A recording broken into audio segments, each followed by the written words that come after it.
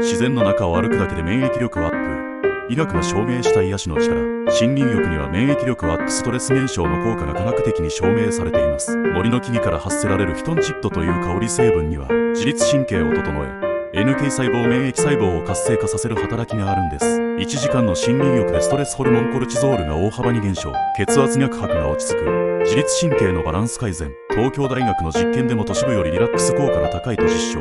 スマホを置いて週1回の森林浴で心と体が整います。登録&コメントで好きな森林スポットもぜひ教えてください。